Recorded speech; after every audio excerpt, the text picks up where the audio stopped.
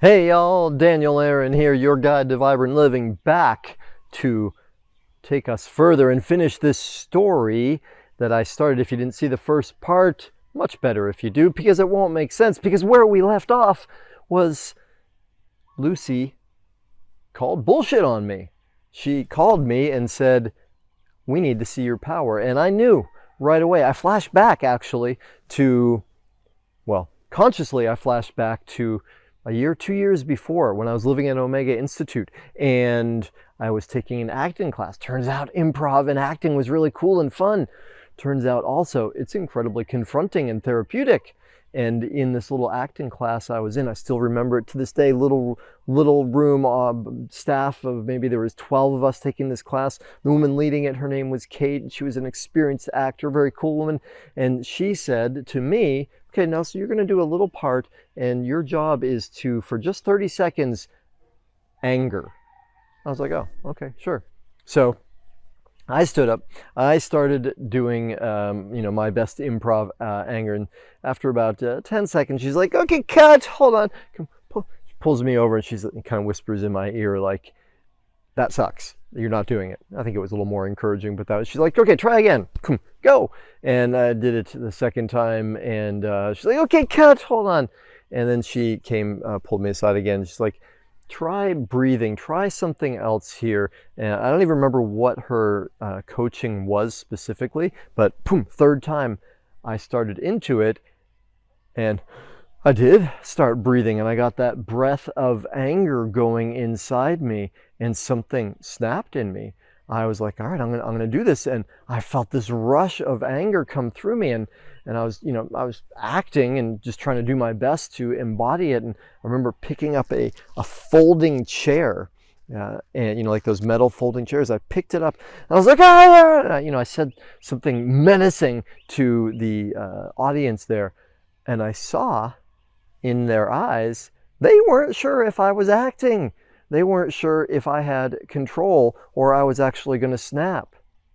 Well, that moment, I don't want to say it scarred me. It made an impression though. And the impression that it made to me was like, whoa, this is scary stuff. And if I, later I realized, I look back at my own relationship with my mother. She was a rageful woman. And I, as a little boy, without knowing what to do with it, stood in the face of rage. And I unconsciously made the decision, I will not do that to someone else. And so I pressed down the natural energy of anger, which we all experience. That's part of life. I'm not suggesting that we want to become angry people or live there. I am suggesting, though, that being able to experience it, feel it, is imperative. Anyway, let's move on. So I consented to the role of Braveheart. And, cheap and good student, I did my best to embody it. And I painted half my face blue and I carried it was actually a PVC pipe, but it was like a staff, and I walked around and I puffed my chest out and I had an old checkered tablecloth I tied around like it was a kilt, trying to do my best, and I walked around trying to act like Braveheart. People were very kind and supportive, I can say that. I was probably looking like a total idiot. In any case, I'm doing this for, 36, 48 hours or something, playing this role like all the time. And just hating it, feeling so awkward, uncomfortable. And then, about 48 hours after this, we start into our therapeutic meditative is a tricky word because it's not meditative like you think. It's not sitting. It's a active process and a 14-stage therapeutic process called the Om meditation, A-U-M. And the first stage of this meditation is where you stand opposite from another person. You're encapsulated in a small area, and our job as participants is to look the other person directly in the eye, bend our knees like a martial arts horse stance, to clench our fists, squeeze our elbows into our sides, and scream and yell from our belly with our most power, negativity. And the gentle version is you start with no. You might go on to, you won't hurt me.